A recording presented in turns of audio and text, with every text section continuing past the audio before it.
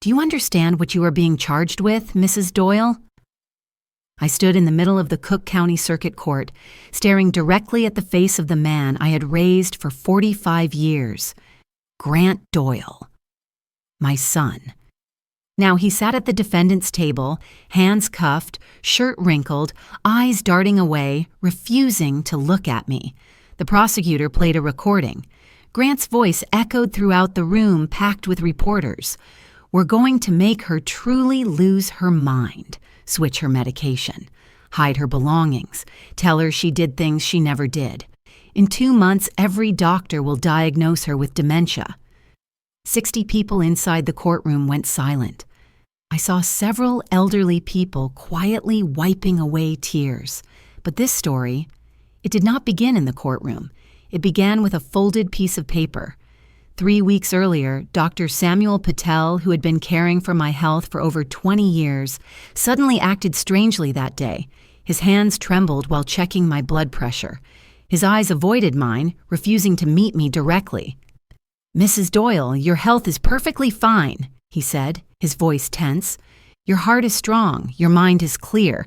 You still have many good years ahead." As I reached for my purse, he suddenly stepped closer. Quick as lightning, he slipped a folded piece of paper into the bottom of my bag. So quick, I almost didn't notice. "Take care of yourself, Mrs. Doyle," he said with a forced smile. "And remember, family isn't always what it seems." That sentence sent chills through me. I didn't dare open the paper until I was in the taxi.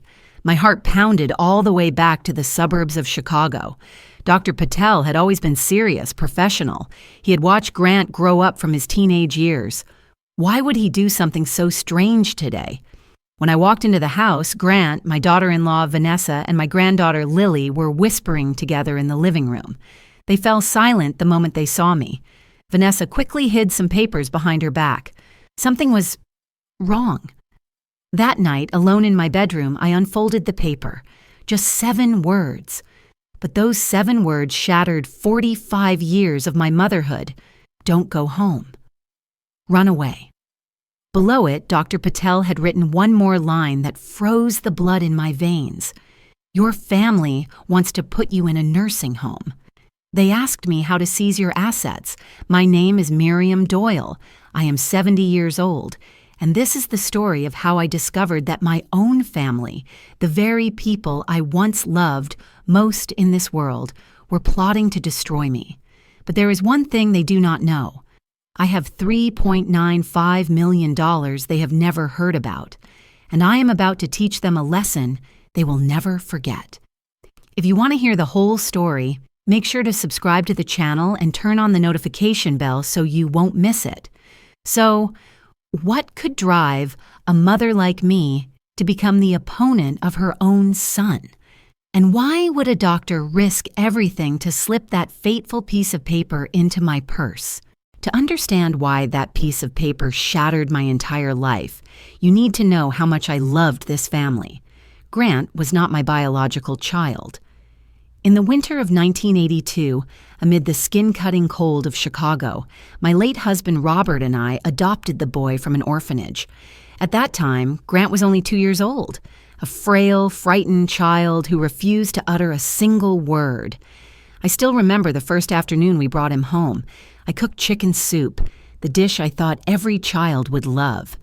But Grant didn't eat. He just sat curled up in the corner of the living room, clutching a tiny teddy bear, the only thing he had brought from the orphanage. Robert looked at me and gently said, "Give him time, my dear." And I did. 3 months, 6 months, 1 year. Remembering when Grant was 6 years old the first time he called me Mom. One night, Grant had a nightmare. His screams pierced the silence, waking the whole house at 2 o'clock in the morning. I rushed into his room, finding him trembling, his shirt soaked with sweat. "You're safe now. Mommy's here," I whispered, holding him tightly, soothing him with every word. Grant burst into tears in my arms. He cried for 15 minutes, and then, through his sobs, he uttered one word that made my heart explode with joy. "Mom." It was the very first time Grant called me that. I lay on the floor of his room the entire night, my hand gripping his so he would know his mother would never leave. The next morning, Robert saw us and simply smiled. "You are a wonderful mother." From that day forward, Grant never called me by my name again, only Mom, for 45 years, until 3 weeks ago. Sitting in my bedroom, my hands trembled as I held that paper. I kept thinking I had misread it. Impossible. Grant, the child I loved more than my own life, couldn't possibly do such a thing. But then, the small details I had ignored began to flood back. 2 weeks earlier, Vanessa deliberately called me by the wrong name. When I corrected her, she laughed. "Oh, you see, Mom, you're starting to mix things up." At the time, I just laughed it off. Now, looking back, I see it was a test. Last month, Grant asked me, "Mom, do you remember if you paid the electricity bill?" I had. I always paid on time. But the way he asked, as if planting the seed in my head that I was forgetful. 3 months earlier, Vanessa suggested, "Maybe you should consider moving somewhere with professional care. Not right now, but just in case, you know." Back then, I thought she was worried about me, but now I understand. They had been planning this all along. You see, those seemingly harmless details were actually small bricks, slowly building a wall between me and my own family. Looking back, everything is so clear. But when you are living in it, you never imagine that the people you love most could stage an entire play just to push you out. Vanessa Lake. My daughter-in-law, I met Vanessa 12 years ago when she and Grant had just started dating. A beautiful, intelligent young woman working in marketing for a major company. I used to think, my son is truly lucky. I treated Vanessa like my own daughter. When they got married, I gave them $40,000, the entirety of my savings at the time, so they could have a dream wedding. Vanessa hugged me, crying. "Thank you, Mom. I will never forget your kindness." And indeed, she did not forget. She remembered very clearly, but not out of gratitude. She remembered so she could demand more. Lily Doyle. My granddaughter Lily was born when I was 61 years old. I stayed by Vanessa's side through 20 hours of labor. I was the first person, after the doctor, to hold the baby in my arms. One night, Lily developed a fever of 104 degrees. Vanessa and Grant were away on a business trip in New York. In panic, I rushed her to Northwestern Memorial Hospital, the very same place where, 3 weeks later, I would receive that fateful note. The doctor said if I had been an hour later, Lily could have suffered brain seizures. I stayed by her hospital bed for 3 days, never leaving her side. When Lily finally woke up, she looked at me and softly asked, "Grandma, are you tired?" My heart melted. When Grant and Vanessa flew back, they hugged me, crying, "Thank you, Mom. You saved our child. I thought that was the most beautiful moment of my life." Looking back now, perhaps I was nothing more than a free babysitter, a walking ATM machine. When Robert died of a heart attack, Grant held my hand at the funeral and whispered, "I'm here, Mom." "You will never be alone," I believed him. I turned down a widower who wanted to propose, choosing instead to focus on Grant, on Vanessa, on Lily. I thought I still had a family, only now do I realize. You don't need anyone else. Grant's words at the time really meant you will have no one else on your side except us. 3 weeks before the fateful night. After reading Dr. Patel's note, I couldn't sleep. Every sound in the house made me flinch. Exactly at 2 o'clock in the morning, I heard whispers downstairs. Grant, Vanessa, Lily. My heart pounded wildly. I quietly opened my door, tiptoed to the top of the staircase, and then, what I heard didn't just break my heart, it crushed my soul. The first voice was Vanessa's. That damn doctor refused to cooperate. I explained clearly. The old woman is losing her mind. But he kept insisting she was perfectly normal, and Grant, my son, replied, "Don't worry. We'll find another doctor, someone willing to cooperate." For the right price, I had to clap my hand tightly over my mouth to stop myself from crying out, because those were only the first words. What they said next was 100 times more cruel. I arrived home at 4 o'clock in the afternoon. The taxi stopped in front of the 3-story townhouse in Lincoln Park, where I had lived for 32 years. From the window, I already sensed something was wrong. The living room light was on. Voices echoed. Grant, Vanessa, and Lily were all there. Even though Grant was supposed to be at the office and Vanessa had said she had an important meeting that morning. I opened the door. The scene unfolded. The three of them sitting around the dining table. Vanessa held a stack of papers, pointing at something. Grant nodded. Lily was taking notes. Hearing the key, all three startled and turned around. Vanessa hurriedly hid the papers behind her back. Lily snapped her notebook shut. Grant jumped to his feet and forced an awkward smile. "Mom's back," my son said. "How was the checkup?" His tone wasn't concern. It was as if he were waiting for a specific answer. "Dr. Patel said I'm completely healthy," I replied, my eyes fixed on their faces. A second of silence. Grant and Vanessa exchanged a fleeting glance. Not relief, but disappointment. "Oh, that's wonderful," Vanessa said, her voice flat. "It means you still have many years to enjoy life." The way she emphasized "many years" sounded like a complaint. Lily didn't even look at me. She kept her eyes down on her phone. "That's good, Grandma," she said coldly. That day I cooked beef stew, Grant's favorite since childhood. Back then, every time he smelled it, he would run into the kitchen, hug me, and exclaim, "It smells so good, Mom." But that night, Grant stayed in the living room glued to his laptop. Vanessa quietly went upstairs and closed her door. Lily wore headphones and said nothing. I called the family down to eat. The three sat at the table, but no one spoke. Why so quiet? I tried to keep my voice normal. "Is something wrong?" "Nothing, Mom," Grant replied immediately, too quickly. "We're just tired." But it wasn't the tiredness of work. It was the tiredness of people carrying a heavy secret. Vanessa picked up a piece of beef, chewed like a machine, glancing at the Cartier watch, the watch I don't remember ever giving her. Lily absent-mindedly placed her hand on her belly, then jerked it back when she saw me looking. "Are you feeling unwell?" I asked. "No, Grandma." "I'm fine, but that pale face, those red-rimmed eyes told another story. The pieces began to fit. Alone in the kitchen washing dishes, I recalled the fragments scattered over months, the things I had once dismissed as harmless.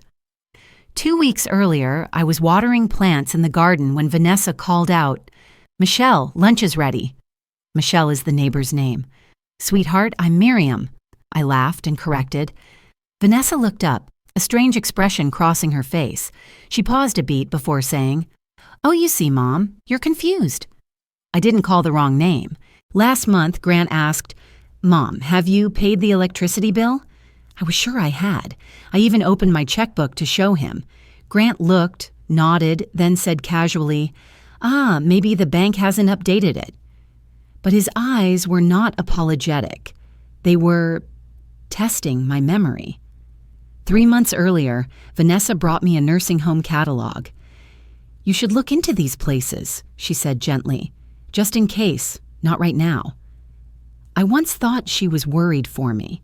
Now I understand. She was planting the seeds of their plan. 6 months earlier, Lily wanted to film a family memory video. She recorded my daily routine. But one day, I saw her saving a separate clip. I had forgotten to bring a glass of water when walking from the living room to the kitchen. She titled the file, "Grandma Forgot Item, 15 September. Lily was stockpiling evidence of my decline. If it were only one incident, I could have ignored it. But when the small pieces fit together, the picture was unmistakable. They had been planning this for a long time. They wanted to turn me into the senile one, so they could easily push me out of my own home. Do you see the irony? A mother, a grandmother, who spent her whole life sacrificing, suddenly becoming the target of a sophisticated scam orchestrated by her own family. At 10 o'clock that night, I decided to pull out the paper. I sat on the bed, my hands trembling as I held the note. Outside, Grant and Vanessa whispered in their bedroom. Lily had locked her door, something she had never done before. I unfolded each crease. Dr. Patel's scrawled handwriting appeared. "Dear Mrs. Doyle, your family has come to see me. Vanessa asked if I could certify that you need special care. They want to put you in a nursing home. They also asked about your assets and inheritance. Do not go home. Run. SP." The paper fell from my hand. I couldn't breathe. My heart clenched as if someone were squeezing it. Number, impossible. Grant, the child I once held all night through nightmares.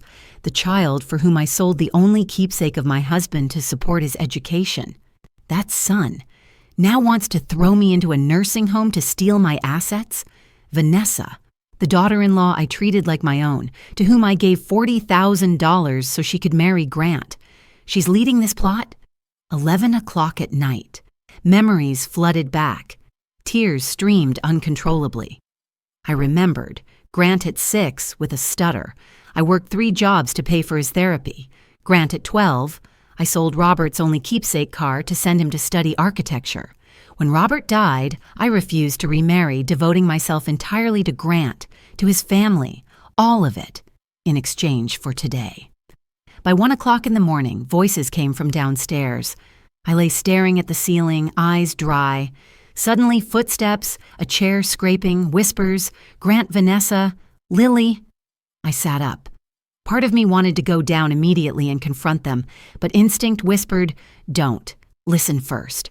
I quietly opened my door. The wooden floor creaked. I held my breath. No one noticed. I crawled to the top of the staircase, peeking down at the kitchen. The 3 were sitting around the table, speaking loud enough for me to hear clearly. What I heard in the next 30 minutes didn't just confirm Dr. Patel's words, it was 100 times more cruel. Vanessa, her voice icy, "That damn doctor refuses to cooperate." I told him clearly. The old woman left the gas on all night, forgot the names of her grandchildren, but he kept insisting she was normal Grant, his voice frighteningly calm. "Don't worry. We'll find another doctor, someone who will sign the papers for the right price." And Lily, the granddaughter I had cradled in my arms the very moment she was born, spoke a line that froze my blood. "When? I need money now. I can't wait another 5 years until she dies." I had to clamp my hand over my mouth to keep from screaming, because this was only the beginning. What I was about to hear next would show me. They didn't just want my money, they wanted to destroy me completely. 2:17 a.m. at the top of the stairs, I sat curled up on the wooden step, my back against the wall. From here, I could clearly see 3 figures in the kitchen. Grant had his back to me. Vanessa and Lily sat facing him. On the table was a thick stack of papers, an open laptop, and a bottle of whiskey, the kind Robert used to drink. Vanessa filled 3 glasses. All 3 clinked them together, as if they were celebrating. Celebrating what? Then I heard it. Vanessa, "That damn doctor refuses to cooperate." I explained it very clearly. The old woman is losing her mind, leaving the gas on all night, forgetting our names, going out and forgetting the way home. But he kept insisting she is normal. I had to clap a hand over my mouth. Leaving the gas on all night? I have never done that. Forgetting their names? I remember every detail of their lives more clearly than my own. Vanessa was making it up. She was lying to the doctor. "Grant, calm down, darling. We will find another doctor, someone willing to cooperate, for the right price." My son's voice was calm to the point of terrifying, as if discussing an ordinary business deal. "Lily, when? I need money now. Northwestern has accepted me into the master's program. I need $85,000 before January. $85,000. The number made me reel. If Lily asked, I would give it. I would gladly give it all, but she did not ask. She was planning to steal. "Vanessa, do not be so rude, Lily." "Lily, rude how, Mom? We all think the same. Grandma is sitting on a pile of money while we have to wait for her to die. She is 70. She could live another 20 years. By then, I will be 40. Tears slid down my face in silence. My granddaughter, the baby I held from the moment she was born, whom I lulled to sleep every night when her parents worked late, was complaining because I was living too long? I remembered Lily at 8 doing a family assignment. She drew a picture. Grandma, Grandpa, Mom, Dad, and Lily holding hands. Underneath, she wrote, "Family is all I have." I framed the picture and hung it in the living room. Every time I looked at it, I smiled. Now I understand. To her, family was not all I have. Family was the tool to have it all. Grant, Lily is right about one thing. We need to act fast. This house is close to $680,000. Add Mom's pension and savings, we have about $900,000. My son had priced out my life down to the penny. Vanessa, not enough. I did not marry you to take care of an old, frail mother. I married you because you said you were about to inherit. That was 10 years ago, Grant. 10 years. Her voice brimmed with resentment. Resentment because I was still alive.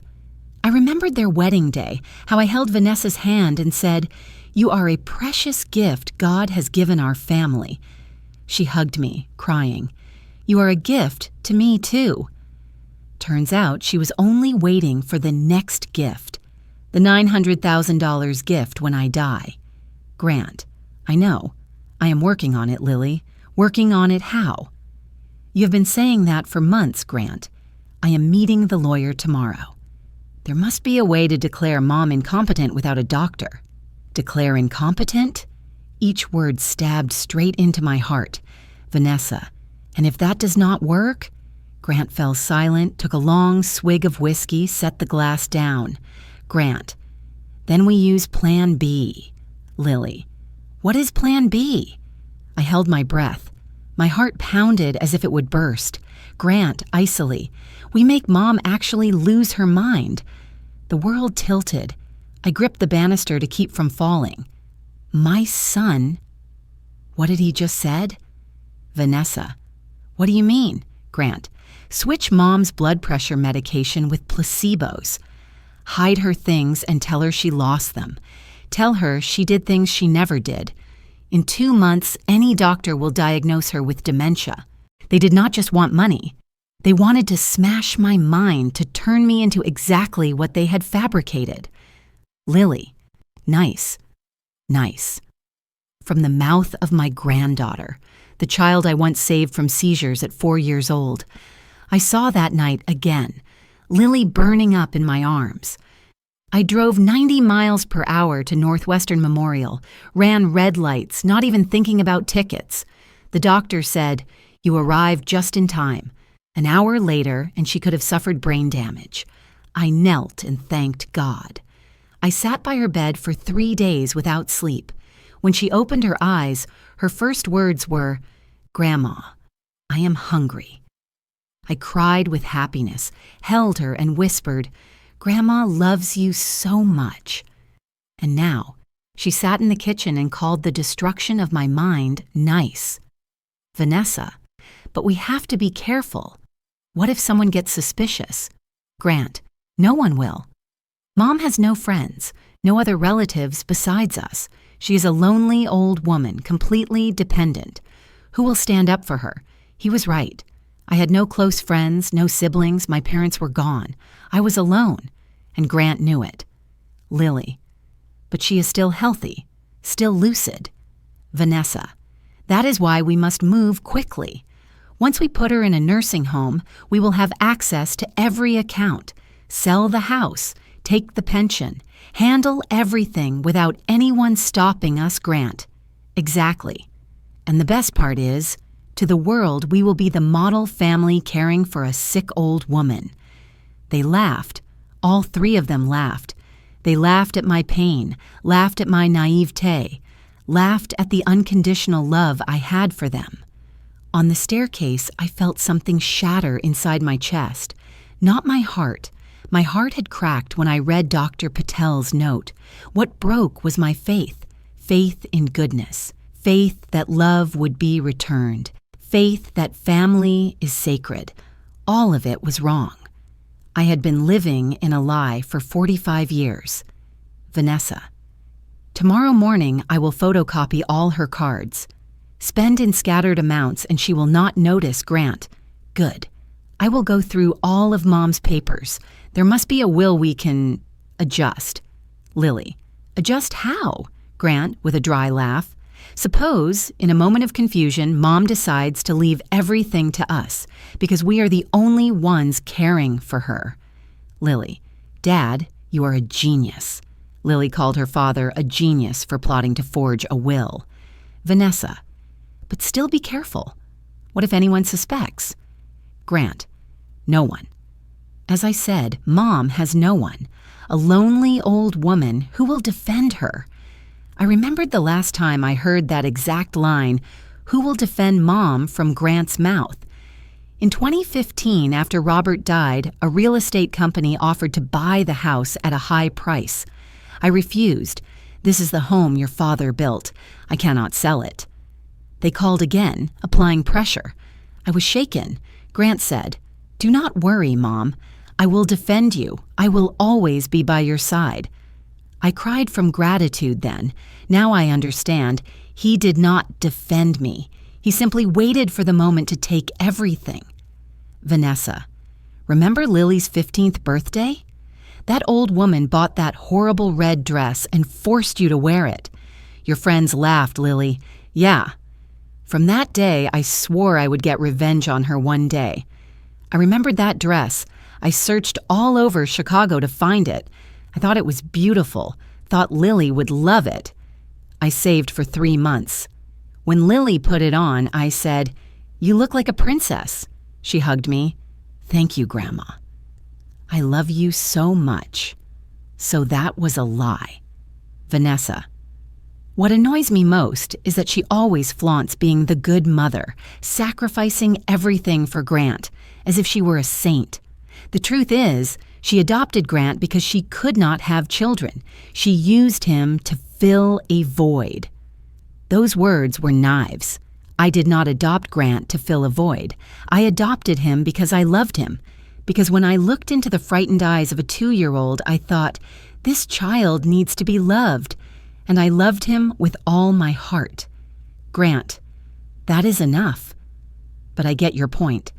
His voice was tired. Not in protest, just tired. Vanessa, then it is settled.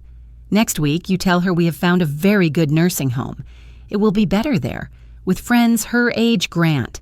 And if Mom refuses, Vanessa, then we use Plan B. Grant, we make Mom truly lose her mind. Lily, how long? Grant, 2 months. At most. Within 2 months, we will have the doctor's papers.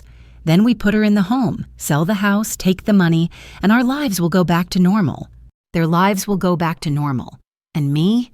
I would be locked in a nursing home, pumped full of drugs, stamped incompetent, dragging out my final days in confusion and humiliation, while they spend my money laughing, happy. At this point, you are probably wanting to scream for me. I wanted to as well. But shock has a way of making people silent. That silence kept me on the stairs, gave me 30 more minutes to listen and to turn pain into evidence. I do not remember how I got back to my room. I only remember collapsing onto the bed, tears pouring without end. But amid the despair, something else flickered to life. Anger. They think I am a weak old woman. They think I have no one. They think I will meekly accept my fate. They are wrong, because they do not know one secret, a secret even Grant has never heard. When Robert passed away, he did not leave only love and memories. He also left $2.2 million in a Swiss account, along with 3 overseas properties worth $1.75 million. They think I only have $900,000. They do not know I have $3.95 million. and they certainly do not know that from this moment on, I will no longer be the gentle, yielding mother. I will become their worst nightmare. At 5 o'clock in the morning, I stopped crying. I sat up, dried my tears, opened the drawer, and took out the old phone Robert used to own. I needed evidence, and I knew exactly how to get it. Before I left, I would leave my beloved family a gift, a recording they would never know existed until it was far too late. I did not cry anymore. The tears had run dry since 4 o'clock. Sitting on the bed, watching the first light of dawn slip in through the window, I felt something inside me change. No more sadness, no more fear, only anger, cold, clear, and strong. I looked at Robert's old phone, the iPhone 6, whose data I had kept intact, still full of our photos. I plugged it in. It powered on. And I remembered a feature. Voice memos. Recording. They thought I was a naive old woman who did not understand technology. They were wrong. Robert used to teach me, Miriam, you must know how to protect yourself.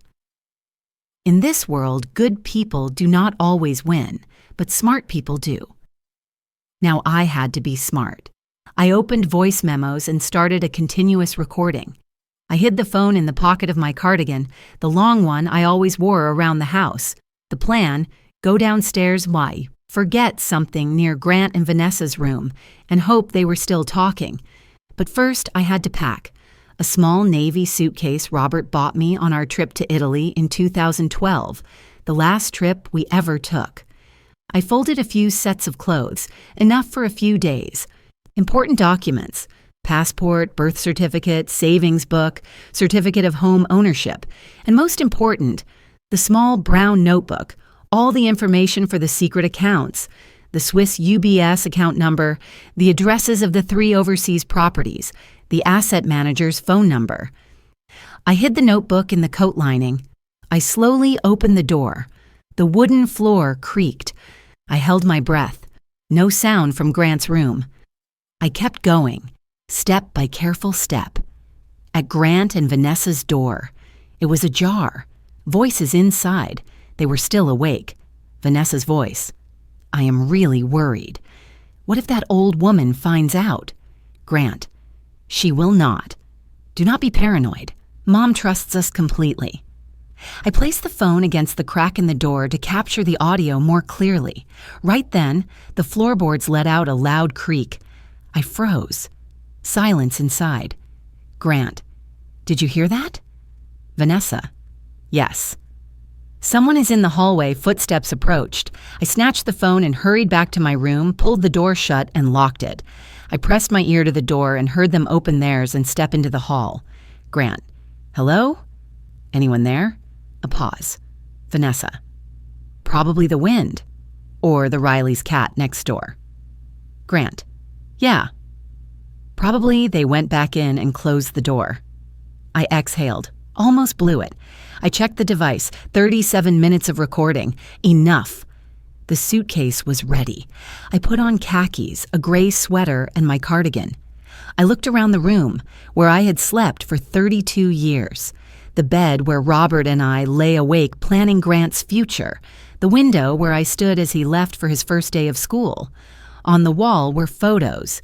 Grant's graduation, Grant and Vanessa's wedding, newborn Lily, beautiful pictures of a happy family. Now they were all just lies. I took none of them. I left them so they could witness the collapse. Before leaving the room, I wrote a note and set it on the kitchen table. Running some errands. Will be back later. Miriam. Deliberately, not Mom. Not dear, just Miriam. From now on, they were no longer my family. I called a taxi. The driver was a Nigerian man named Emmanuel. Where are you going so early? He asked cheerfully. To the bank, I said. I have something important to do. The bank opens at 8. I know. I will wait. I could not stay in that house another minute. Even if I had to sit on a sidewalk, I would leave. When the taxi stopped in front of the BMO Harris building on LaSalle Street, it was still dark. The street was quiet, with only a few early commuters. I sat on the stone bench across from the bank, pulled my suitcase close, and wrapped my coat tightly around me. The Chicago wind cut like knives, but inside I was burning. There are mornings when you know you will never be the same person again. This was one of those mornings. If I turned back, everything would be peaceful by their definition. If I kept going, I would face the whole world alone, starting with the people named Doyle. I chose to keep going.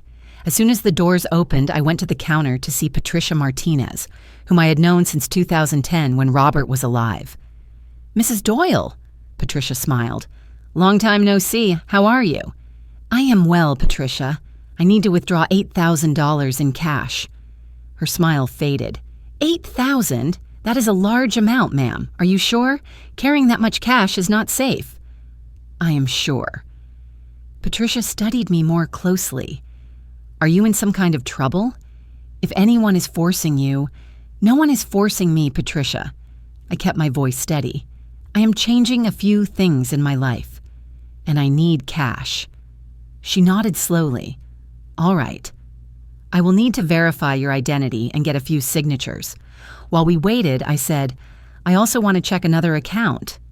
The account linked to UBS in Switzerland. Patricia looked up. "UBS? You have an overseas account?" "Yes, my husband left it. I need to confirm the current balance," Patricia typed for a long moment, then her eyes widened.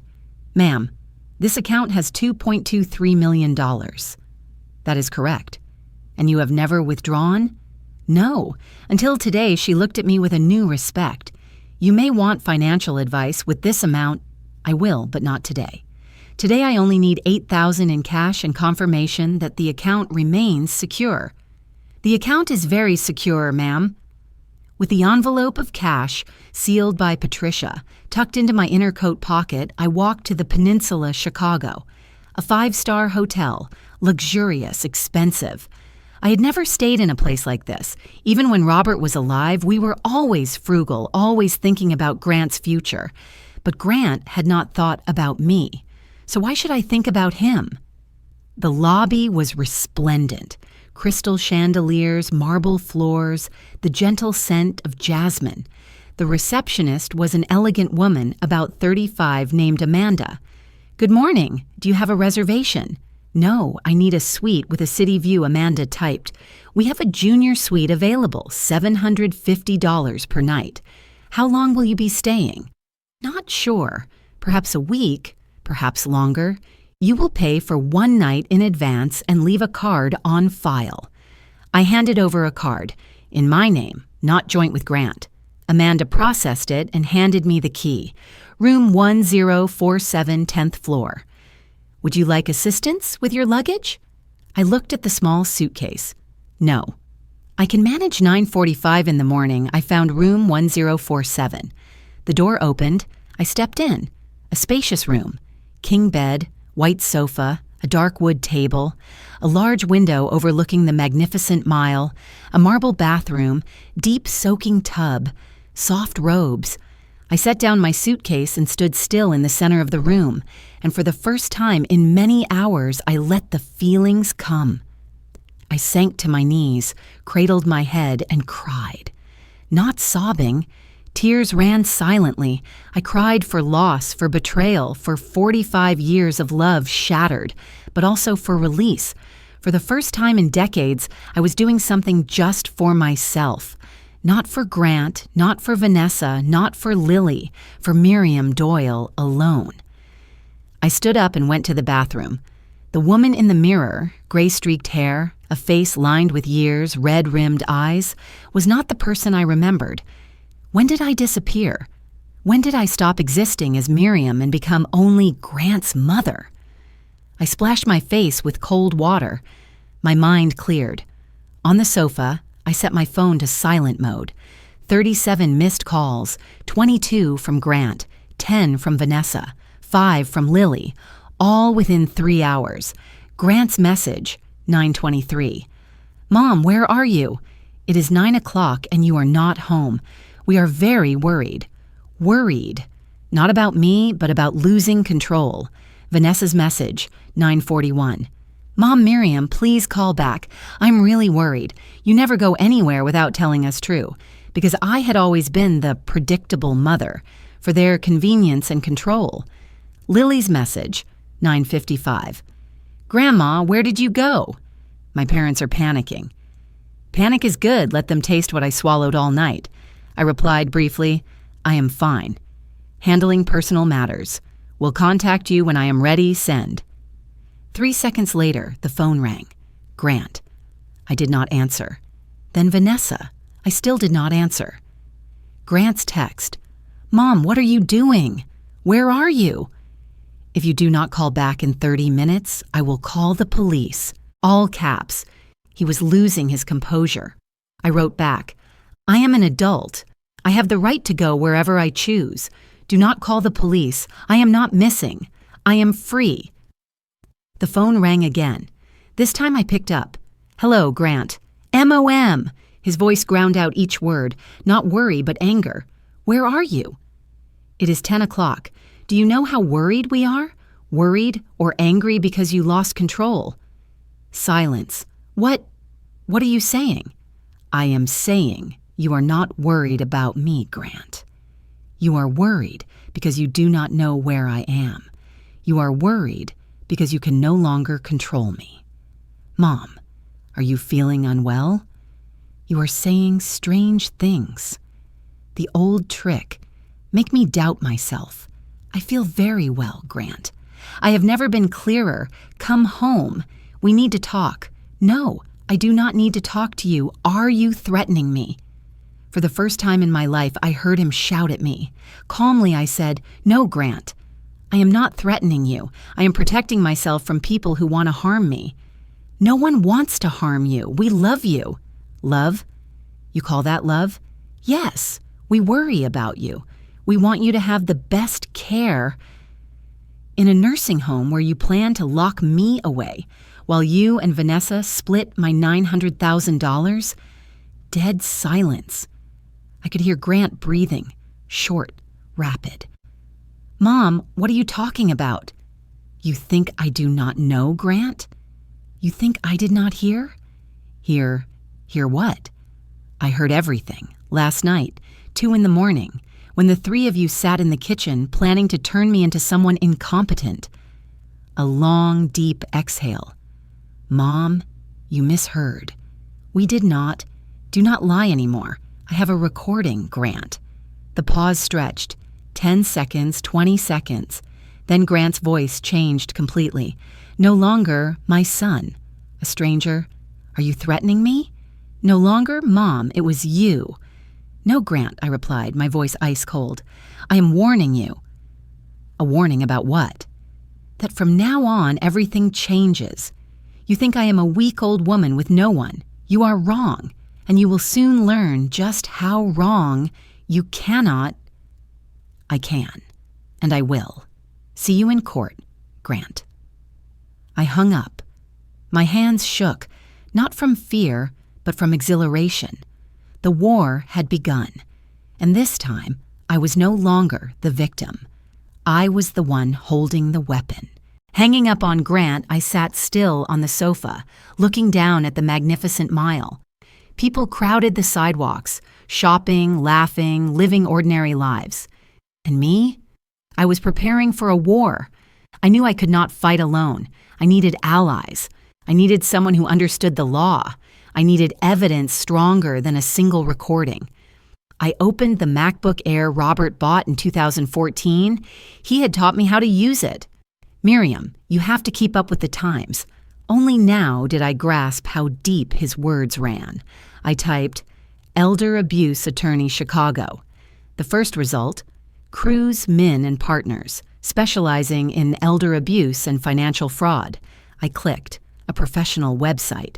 Photos of 3 attorneys with Helena Cruz in the center, a Latina woman around 48, sharp eyes, a decisive smile. Bio, Harvard Law School graduate, 20 years of experience, winner of 147 elder abuse cases, named top lawyer by Chicago Magazine for 2023 to 2024. Contact number 312-555-0147. I called. My heart raced. The phone rang 3 times. Cruz, Min & Partners, Emily speaking. How may I help you? Hello, I am Miriam Doyle. I need to meet Attorney Cruz. It is urgent. Could you tell me what the matter concerns? I hesitated, then spoke plainly. My family is planning to force me into a nursing home against my will to seize my assets. I have a recording. A brief pause. Please hold, Mrs. Doyle. Hold music, 20 seconds. Then a strong, decisive female voice. Mrs. Doyle, this is Helena Cruz. I hear you have recorded evidence?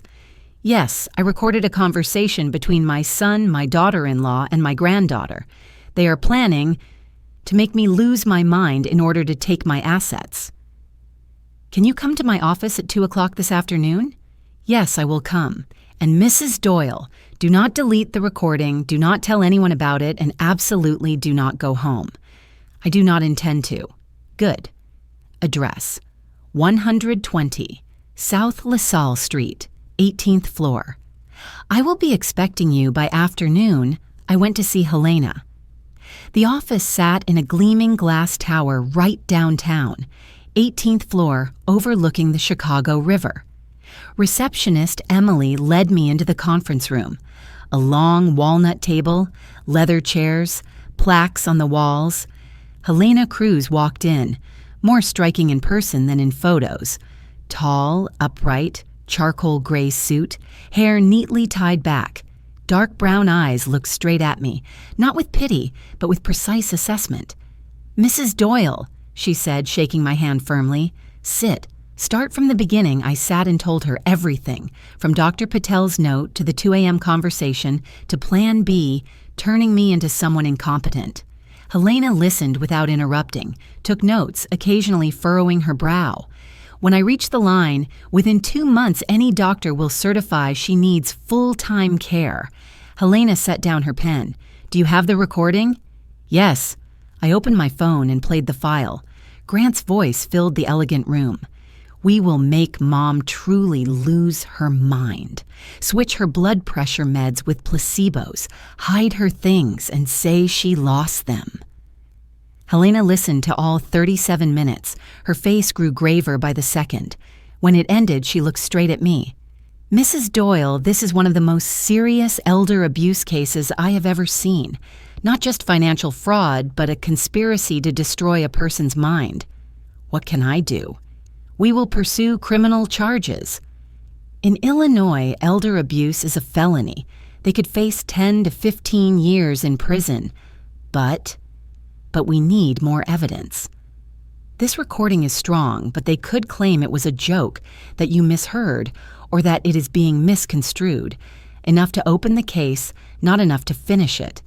My stomach sank. So, it is not enough. Enough to start. But we must build a file that is ironclad. We must prove they acted, not just talked. How? Helena smiled, the smile of a warrior. Do you trust me? I do. Then let me call the best, Darius Cole. Helena made a call. 20 minutes later, a man walked in. Darius Cole, around 56, deep brown skin, a bald, polished head, a solid build, leather jacket, black jeans, the eyes of someone who has seen too much bad in this world. Mrs. Doyle, he said, shaking my hand, voice low and warm. I am very sorry for what you are going through. Thank you, but I did not come to pity you. I came to help you fight. Helena introduced him. Darius is ex-FBI, 25 years investigating financial crimes and fraud. Now he is a private investigator. The best I know, Darius opened a laptop. Mrs. Doyle, I need some details. Your son's full name? Grant Michael Doyle, 47 years old, born August 3rd, 1978. Address? 2847 North Burling Street, Lincoln Park. Occupation? Grant says he works as an investment consultant at Merrill Lynch. Darius looked up. Says? I am not sure anything he says is true anymore. He nodded. Your daughter-in-law? Vanessa Lake Doyle, 42, formerly in marketing.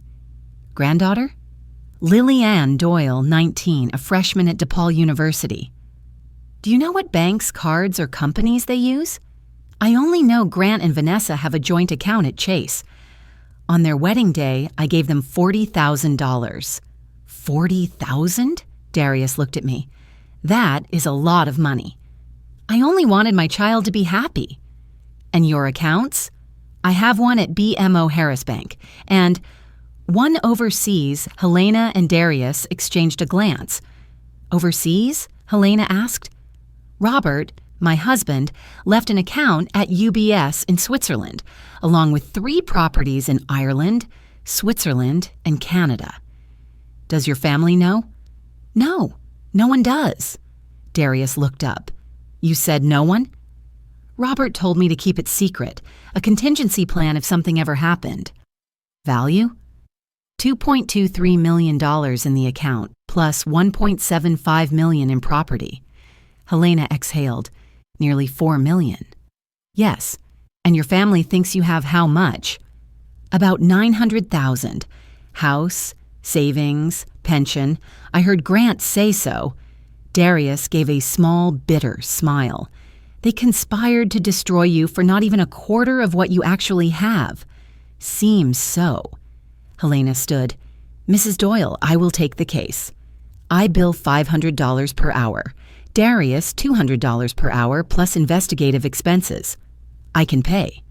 But understand, once we begin, there is no turning back. Your family will be investigated. If they are guilty, they will be prosecuted and may go to prison.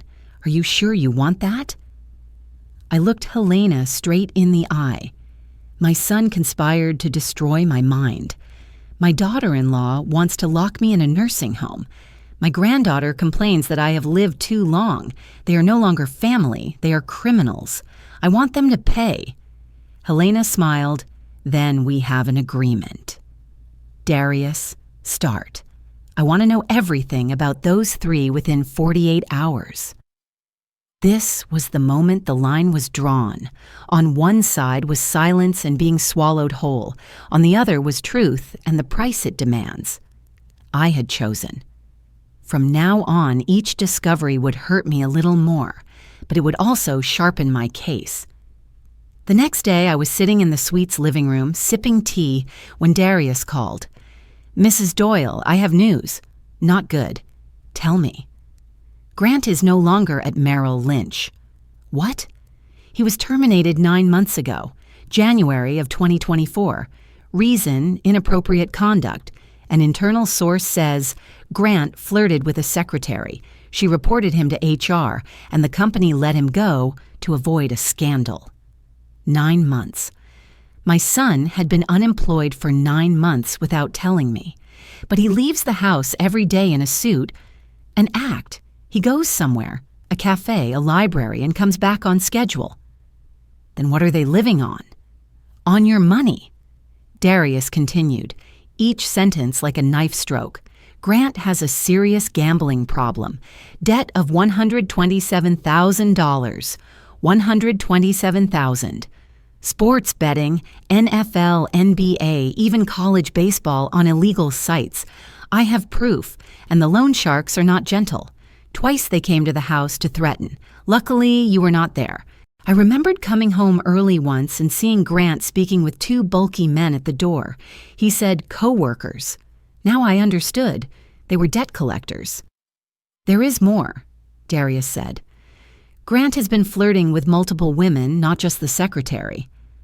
I see messages with 3 women in the past 6 months.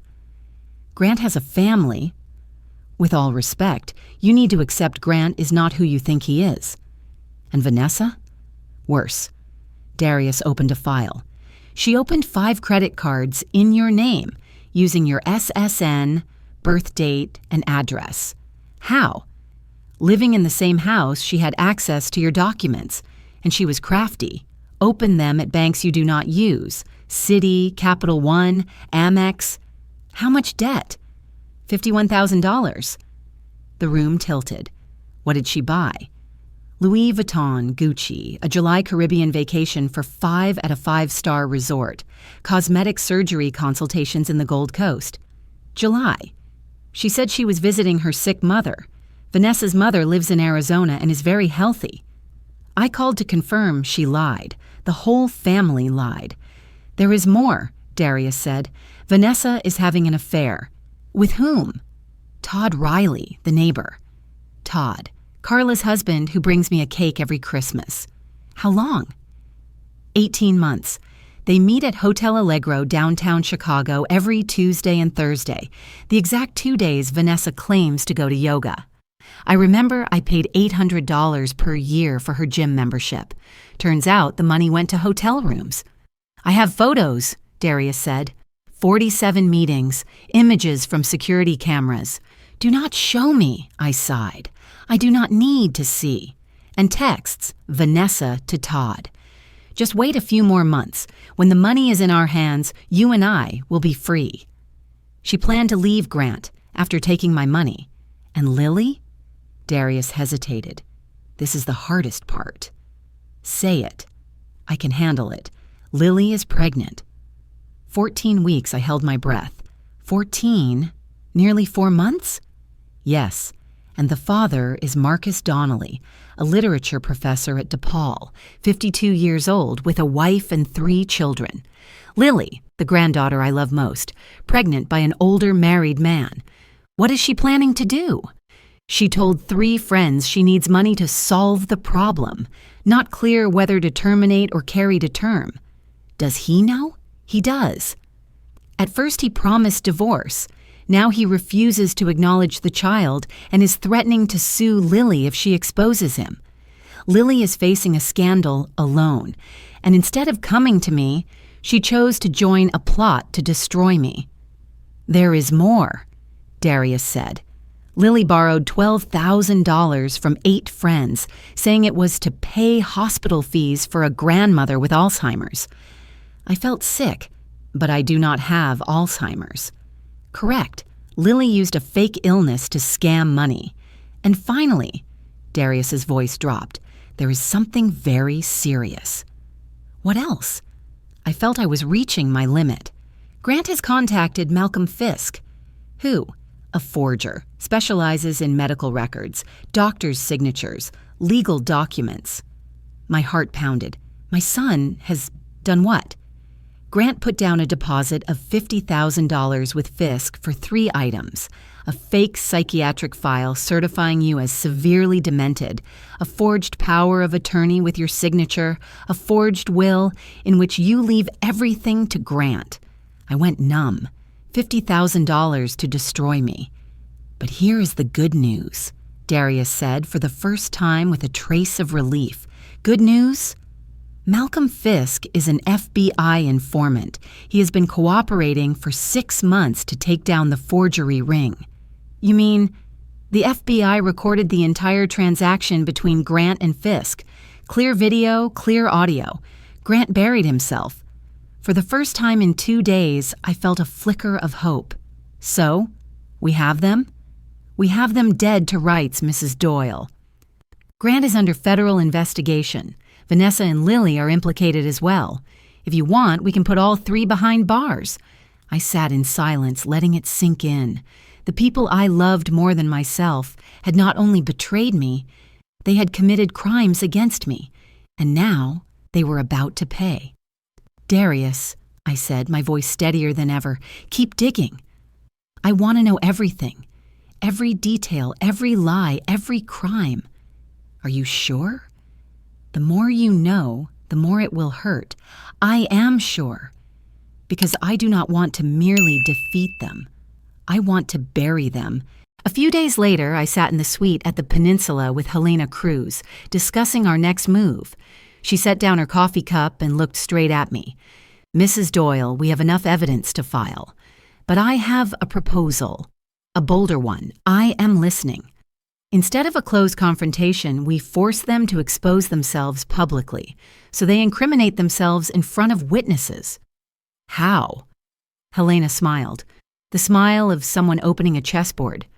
Darius reports that Grant has an appointment with the real estate company Lakeshore Estates Realty on Wacker Drive to appraise your house. He will claim to have a power of attorney, the fake file Malcolm Fisk is preparing. They are getting an appraisal without having inheritance rights. Correct. And if, at that very moment, you also show up with an appointment to view a $1.8 million penthouse, what do you think will happen? I understood at once. They will run into me, not just run into you.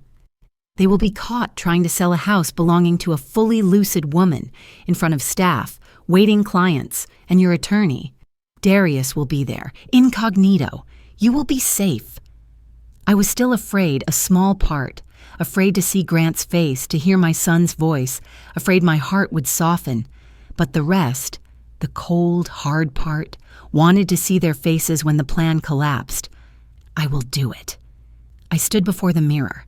3 days away from home had been enough for me not to be the old Miriam anymore. I wore the black suit. Helena took me to Nordstrom 2 days ago to buy it, the most expensive of my life, but it made me look how I needed to look, powerful. My hair was cut and colored by Sophia at a salon on Michigan Avenue. You need to look like a CEO, not a grandma, she said. In the mirror, I saw a stranger, a strong, confident woman who would no longer be trampled. Are you ready? Helena asked from the living room. I am ready. The Lakeshore Estates Realty office was on the 8th floor of a modern glass building overlooking the Chicago River. The blonde receptionist smiled brightly. Do you have an appointment? I am Miriam Doyle, meeting Rick Morrison at 11 o'clock. Rick, around 34, navy suit, slicked hair, shook my hand. You are interested in the River North penthouse? Yes, the one at $1.8 million, wonderful. Let us go up to the 35th floor where we have a model unit. The penthouse door opened to a rush of light. 2,400 square feet, 3 bedrooms, floor-to-ceiling glass, looking over the river and Lake Michigan, granite kitchen, walnut floors. Rick explained, includes 2 parking spots, access to the rooftop pool. List price $1.85. The seller is willing to close at $1.8 if it is cash. I will take it. Rick blinked. You have not asked about the HOA taxes. I do not need to. I like it. I will pay cash, close within 30 days, Helena added gently. Financial capacity is backed by a bank letter. Rick beamed. Shall we head down to the office to draft the contract? As we stepped into the elevator, Helena murmured, 11:23. They are in the lobby.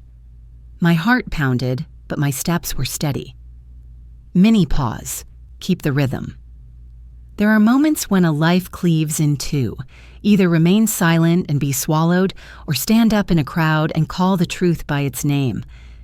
The elevator doors were about to open. I chose the latter. Or the doors opened. I stepped out and saw Grant, Vanessa, and Lily at the reception desk, speaking with a middle-aged agent. Grant wore the gray suit I bought him for his birthday last year. Vanessa, a neat black dress. Lily, jeans and a white blouse.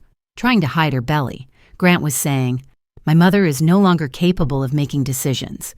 We have power of attorney. We want the house appraised immediately. Documents, please, the agent asked. They are being processed. But we want to start the process now. My heels clicked softly on the stone. Grant turned, his eyes widened, his mouth fell open. Mom? The lobby fell suddenly silent. I approached, slow, composed, unshaking. Hello, Grant. Vanessa. Vanessa's breathing quickened. Mom, what are you doing here?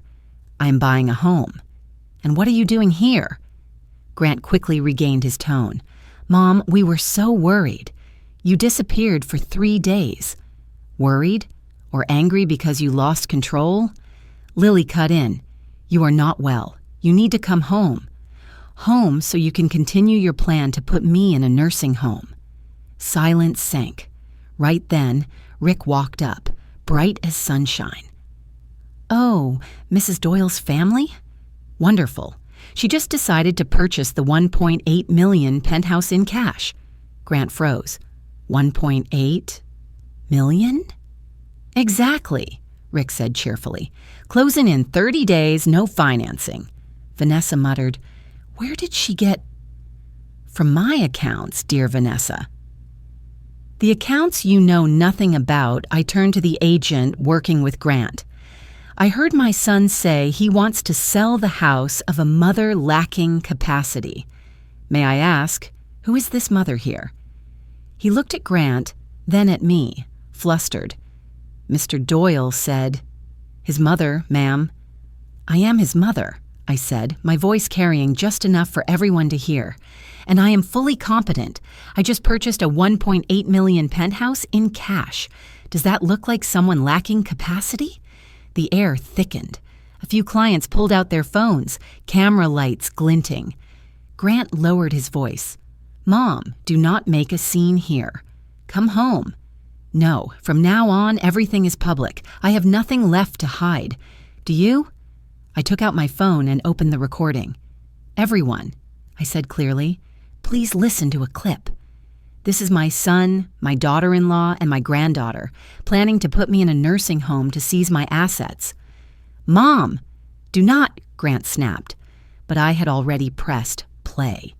Grant's voice rang through the lobby. "We will make Mom truly lose her mind. Switch her blood pressure meds with placebos. Hide her belongings and say she lost them. Tell her she did things she never did.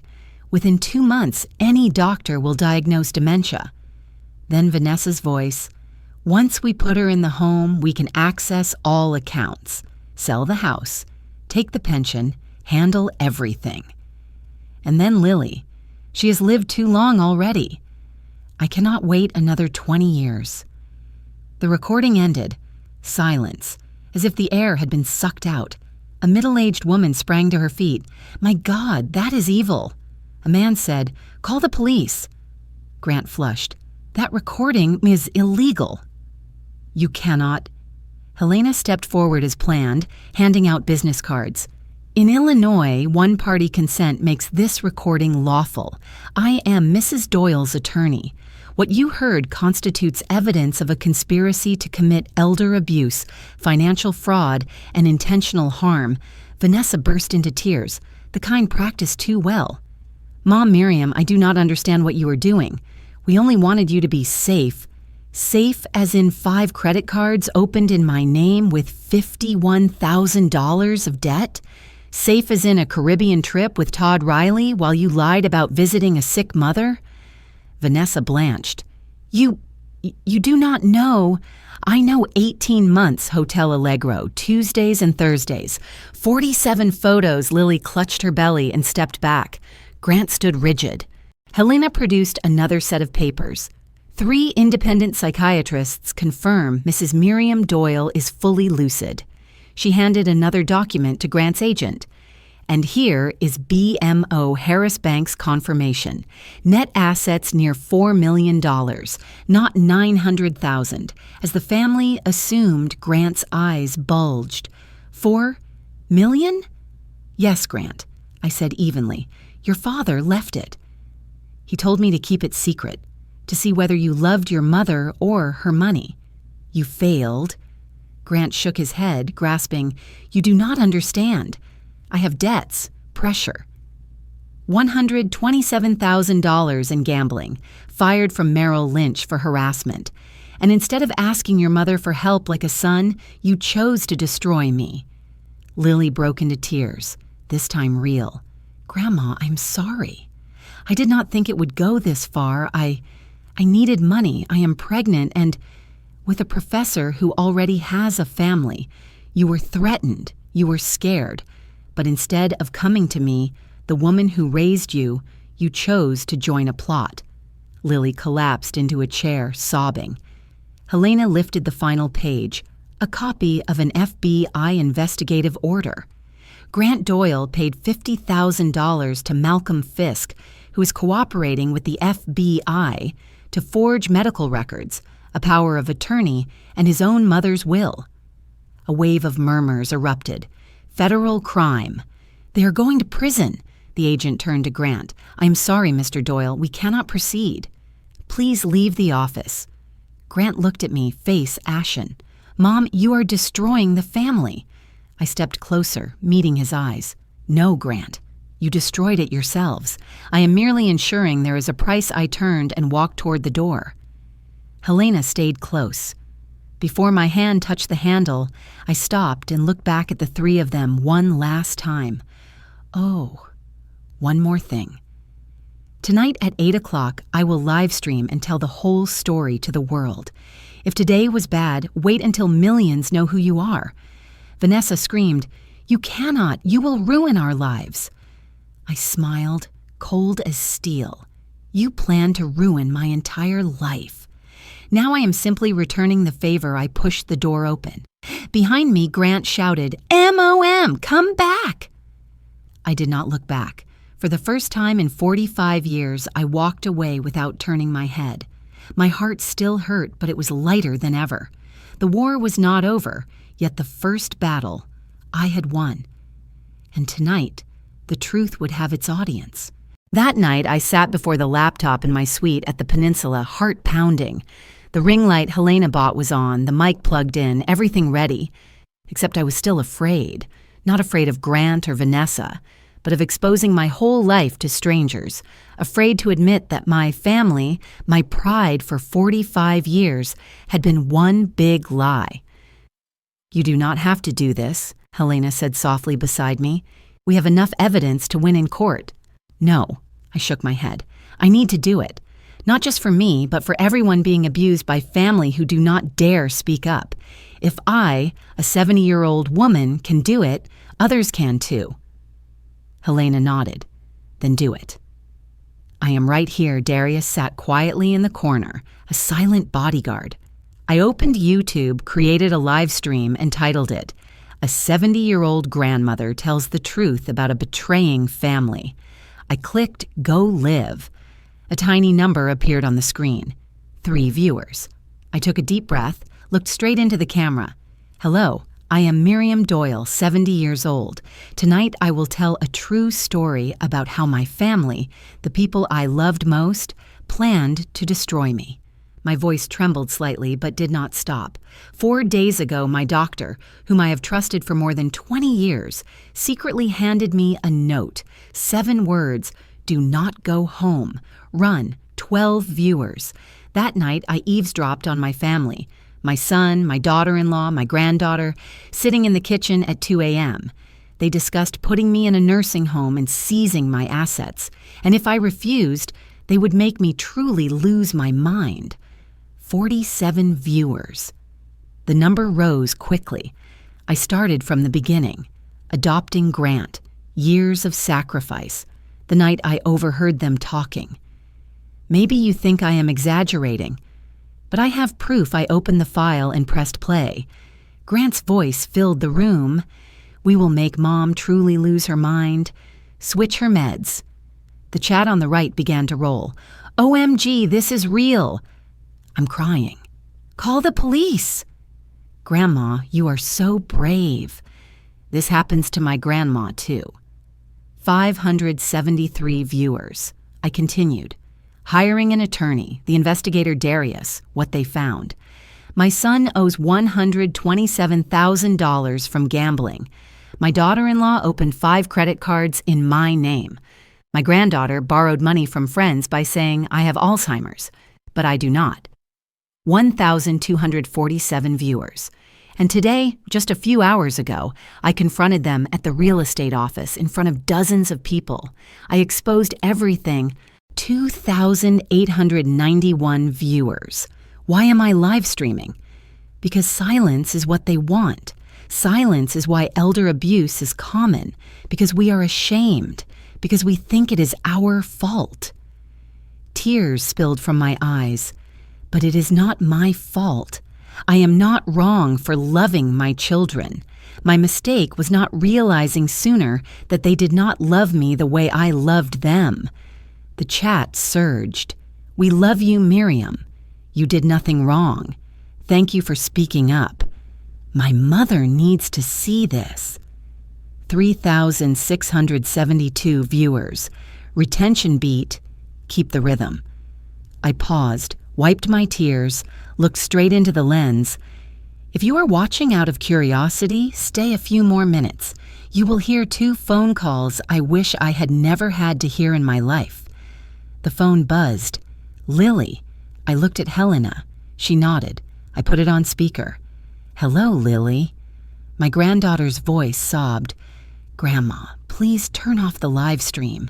I cannot take it. The whole school is watching. My friends are cursing me. I spoke to the camera. Lily, my granddaughter, is calling, saying she cannot take it. Then I turned back to her. You cannot take it, Lily. What about me? Could I take it when I heard you say I had lived too long? I did not mean that. I just needed money? Just willing to destroy your grandmother to get money? I am sorry. I am truly sorry. Lily, you are pregnant. You are in trouble. If you had come to me honestly, I would have helped. But you chose a different path. I know. But can you stop? You are ruining my life. No. You and your parents ruined it yourselves. I am only making sure people know the truth. If you truly regret this, not because you got caught, but because of what you did, prove it. Tell the truth.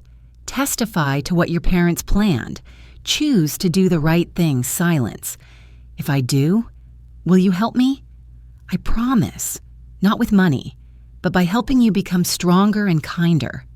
I need to think. Fine. But there is only one chance. Lily hung up. 5,129 viewers.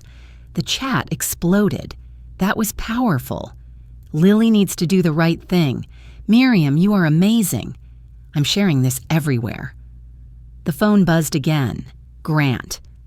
I told the camera, my son is calling. I will put him on speaker. Hello, Grant. A shout, turn off the live stream now. No mom, no mother, just commands. No. You are destroying the family. Vanessa is crying. Lily is crying. The whole city is cursing us. You deserve it. We are your family. No. Family does not betray or plan each other's destruction. You are not my family. You are conspirators against me. We never wanted to hurt you. We just wanted money? You paid $50,000 to Malcolm Fisk to forge my medical records. The FBI has the video silence. You are threatening me. No, I am warning you. The FBI will come. Tomorrow, next week, but they will come. I will sue you for defamation. Do it. I have the best attorney in Chicago and enough evidence. You want court? Perfect. The entire recording, your transactions with Fisk, the fake credit cards, everything will be public. You are a cruel old woman. No, Grant. I am a survivor. And you are someone who conspired to kill your own mother, not with a knife, but by destroying her mind. I would never. I cut in. We will make Mom truly lose her mind. Switch the meds. Hide her things. Those are your words, Grant. 5,000 people are listening. 7,234 people. Grant breathed heavily. Then his voice dropped, almost pleading. Mom, I am sorry. I was wrong. I have debts, pressure. I could not think of another way. There was one way. Come to me, tell the truth, ask for help. I always help. But you chose betrayal. Now, is it too late, Mom? I closed my eyes. The most painful part. I do not know. The court and the FBI will decide. But one thing is certain. From now on, you will face the consequences yourself. Your mother will not carry them for you anymore. Mom, do not abandon me. Tears fell, but my voice did not shake. You abandoned me first, when you decided to destroy me instead of love me. I hung up. 8,891 viewers. I wiped my tears and looked into the camera one last time. Thank you for listening. I tell this story for one reason. If you are an elder being abused, speak up, seek help. Do not let shame or love stop you from protecting yourself. If you know someone in this situation, intervene. Do what Dr. Patel did. He saved me with just a small piece of paper. Family is not blood. Family is loyalty, respect, and genuine love. Without those three, they are just strangers sharing a roof. I smiled, sad but steady. I am Miriam Doyle. 70 years old, and I am free. I ended the stream. The number stopped at 11,247 viewers. My phone exploded. 157 messages, 47 emails, from strangers, reporters, elders telling similar stories. One message: Mrs. Doyle, I am Patricia Sterling, the wife of Dr. Samuel Patel. He watched the live stream and cried. He said he is very proud of you. Thank you for your courage. An email from California. Your story saved me. My son is doing the same thing. I just called an attorney. Thank you for giving me courage. Helena glanced at YouTube. The video is going viral, 780,000 views after 3 hours and climbing. Good, I said. The more who watch, the more who are saved. The next morning, I was drinking coffee when Darius called. The FBI just arrived at your old house. They are arresting Grant. My heart jolted. Now? Yes. The warrant was approved last night. Conspiracy to defraud an elder, document forgery, and a list of other charges. Vanessa and Lily? Vanessa is being arrested, too. Lily, because she is underage and pregnant, is released but under investigation. I was silent. Relief and sadness mixing together. Do you want to see photos? No, I do not need to. But only an hour later, the news was everywhere. The Chicago Tribune ran a big headline. Chicago woman, 70, exposes family's plot to steal fortune in viral livestream. FBI arrests son and daughter-in-law. ABC7 and CBS called asking for interviews. The phone buzzed again, an unknown number. Mrs. Doyle? It is Lily, her voice small, shaking. Where are you, Lily? At Mrs. Carla Riley's house. They took my parents. The FBI came, handcuffed them, took them away. Are you safe? I am not okay. I am scared. I am alone. And I want to do what is right. I want to tell the truth. I closed my eyes. In this wreckage, perhaps there was still one piece that could be saved. Do you want to come see me? May I, Grandma? Yes. I will send the address. For the first time in many days, I felt something like hope. Not for Grant or Vanessa. They had chosen their path. But perhaps, just perhaps, Lily could still be saved. And I, even having been betrayed to the bone, still had enough love to try one last time. Not because Lily deserves it, but because that is the person I want to be, no matter how ruthless the world has been to me. I sat on the cream leather sofa in the Peninsula's lobby, watching the revolving door. My heart was still racing, my hands holding a cup of tea gone cold. Helena sat beside me and spoke softly. You do not have to meet Lily today. The girl just watched her parents get arrested. She is in shock. She might say things she does not truly mean. I know, I replied.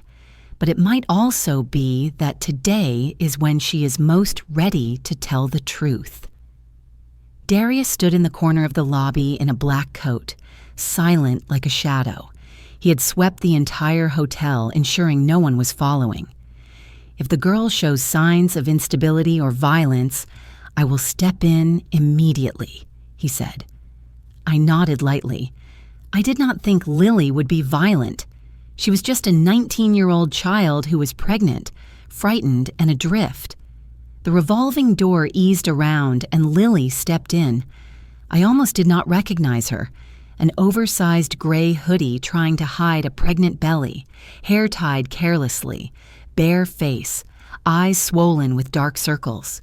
She stood dazed in the luxurious space like a lost animal. I rose. She saw me and faltered. 5 meters felt as far as 5 light years. I took the first step slowly. Lily's lips trembled and then she burst into tears. Not Vanessa's practice crying, but the sobs of a child coming apart. I stood before her, did not embrace her, only looked. "You came," I said quietly. "Grandma, I am sorry. I am sorry." "Let us go upstairs. This is not the place to talk." In the suite, Lily sat hugging a pillow on the sofa, curled up as when she was sick as a child. I sat opposite, about 2 meters away, close enough to hear, far enough not to be swallowed by emotion. Helena and Darius were in the next room, the door ajar. "Do you want something to drink?" I asked. "No, I do not want anything." She looked down at her thin hands, nails bitten ragged. I waited. 1 minute, 2 minutes. Then Lily spoke, her voice shaking. They handcuffed my parents. Right in the street. Mrs. Carla and Mr. Todd saw. So many people watched. They put my parents into the FBI car like criminals. "They are criminals," I said evenly. She flinched and looked up. "But they are still my parents. And you are still my granddaughter. But the truth does not change. They committed crimes, and now they are paying for them."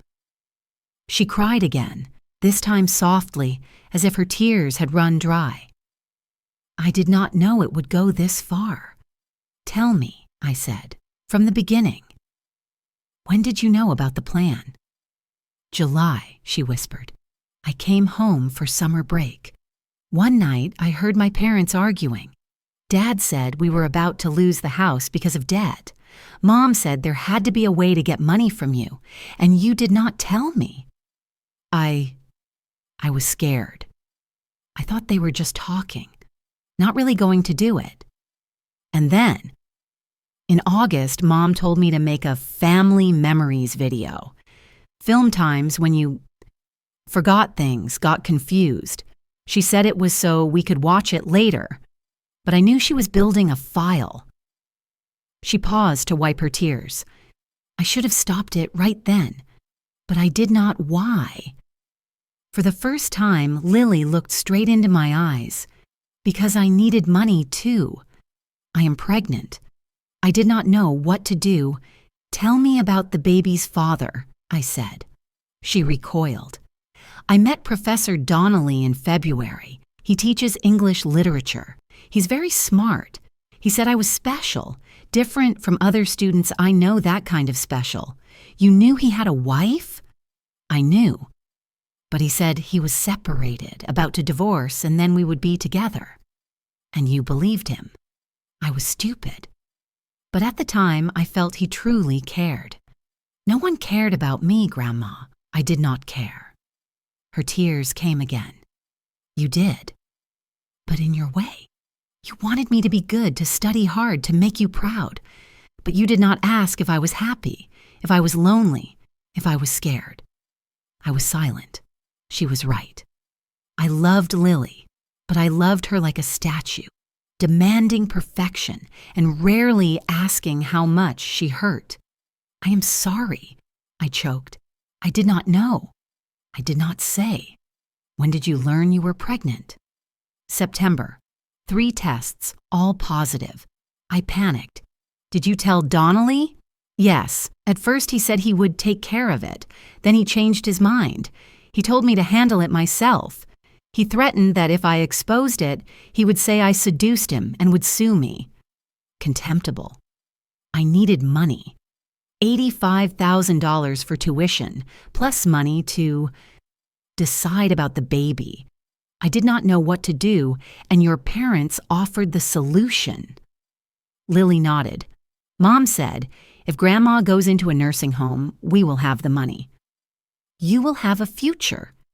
It sounded so easy. You would be well cared for, and we would have money. Everyone wins. But that was not the truth. I knew. When I heard Dad say, Plan B, to turn you into someone truly incompetent, I was scared. I wanted to stop, but it was too late. I had already taken part. "Then why did you not come to me from the start?" When you learned you were pregnant, when you were abandoned, why not? She broke into sobs. Because I knew you would be disappointed. You would look at me with that sad look. I could not bear it.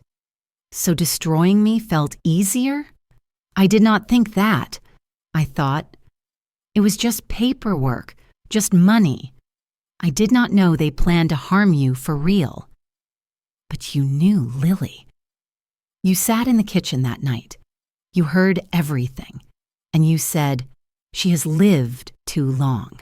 I cannot wait another 20 years." Those were your words. She covered her face and crumpled. I am sorry. I do not know how to live with what I said. I let her cry for a while, then spoke firmly. Now you must decide for yourself. I will not decide for you.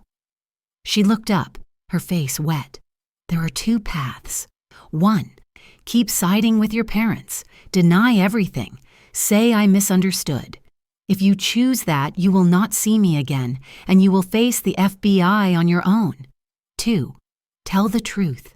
Testify to what they planned. Cooperate with the investigation. After that, I will help you, not to cover the consequences, but to grow into a stronger person.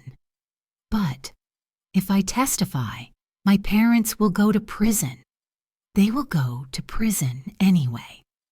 I have enough evidence. The question is, do you want to keep living in a lie or start over with the truth? She was silent, her hand on her belly.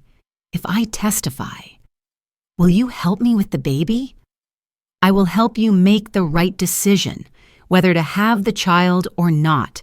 I will be by your side, but I will not give you money to run from responsibility. I will teach you to face the consequences. Will I have to face it alone?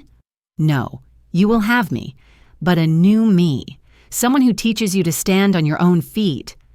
5 minutes, 10 minutes. I did not press her. Finally, she took a deep breath. I want to do what is right.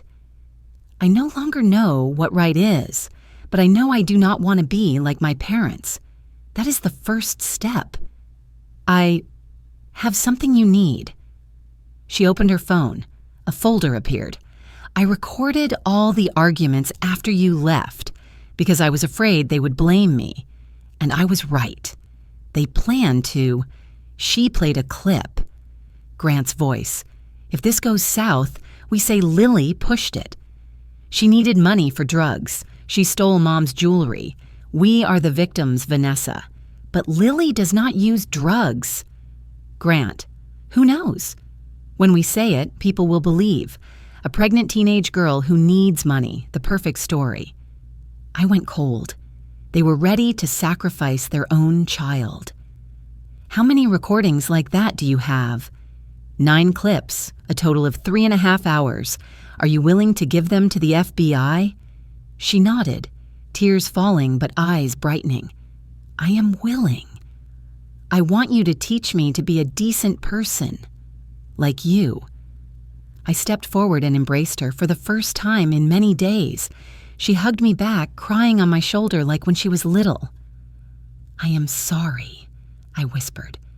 Sorry I did not create a safe place for you to tell the truth. I wanted you to be perfect more than I accepted that you were hurting. It is not your fault. It is my fault. No, it is both our fault. Now we fix it together. Retention beat, keep the rhythm. I let her go and looked straight at her.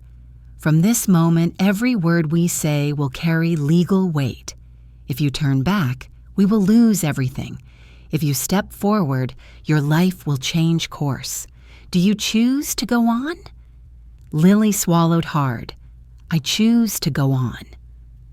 A moment later, Helena sat with us. Lily, if you fully cooperate, testify truthfully, hand over all the recordings, I can negotiate for you to receive immunity from prosecution. You are young, you are pregnant, and you are also a victim. But I took part, Lily said. I do not want a clean slate if I have guilt. Helena smiled, the first genuine smile I had seen from her. You are brave. Then this. 200 hours of community service, mandatory counseling. Do you agree? I agree. Then we have a deal. Helena stood, shook Lily's hand, not as with a child, but with an ally. Welcome to our team. From now on, you are no longer an accomplice. You are a whistleblower. A spark flickered in Lily's eyes, not the gaze of a wayward child, but of someone finding her way home. A week later, the FBI questioned Lily. I held her hand outside the room. You can do this. Will you be here? I am here. All the way she went in and the door closed. 3 hours later, she came out, eyes red but shoulders square. Special Agent Jennifer Walsh shook my hand. Your granddaughter has provided extremely important evidence. Thanks to her, we can charge Grant and Vanessa more heavily. Will she be okay? We will protect her. And I must say, she is very brave. Not many children dare testify against their parents. Back at the hotel, Lily collapsed onto the bed, exhausted. I told everything, Grandma. All of it. Now, I have nothing left to hide. That feels like freedom, does it not? She nodded, gave a tired smile. It hurts. But it is freedom. I looked at her and understood. The road was long, but Lily had taken the first step toward becoming someone she herself could be proud of. Not because she was perfect, but because she chose the truth. I stood before the Cook County Circuit Court, the stately sandstone building on Daly Plaza, amid a November wind that cut like knives and a dark gray sky about to rain. To my left was Helena in a navy suit, leather briefcase tucked at her hip. To my right was Lily, 18 weeks along, her belly beginning to show beneath a modest long blouse. In front of us, a forest of cameras, microphones, flashes popping non-stop. Mrs. Doyle, how do you feel before the hearing? Do you regret taking your own son to court? Lily, are you going to testify against your parents? Helena raised her hand to block the barrage of questions. No answers now. We will hold a press conference after the hearing. We slipped past the reporters, climbed all 27 stone steps, past security, and took the elevator. Courtroom number 506. My heart pounded like a drum. A high-ceilinged courtroom, dark wood paneling, gallery packed tight, reporters, elders who had followed the story from the live stream, law students, the merely curious. On the left, the prosecutor's table. Assistant State's Attorney Marcus Okafor, a middle-aged man with a reputation for never losing elder abuse cases. On the right, the defense table. And I saw them. Grant, Vanessa. Both sat side by side in dark suits, the trustworthy look lawyers insist on.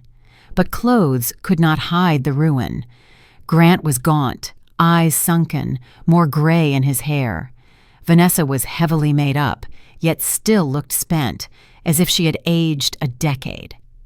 Their attorney, Thomas Brennan, famed for being able to get Satan acquitted, sat between them, expensive suit, cool confidence. His fee, $850 an hour. Grant looked my way. Our eyes met a beat longer than I wanted.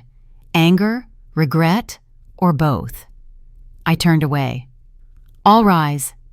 Judge Rebecca Morrison entered, stern, ice-edged. She skimmed the file, voice crisp.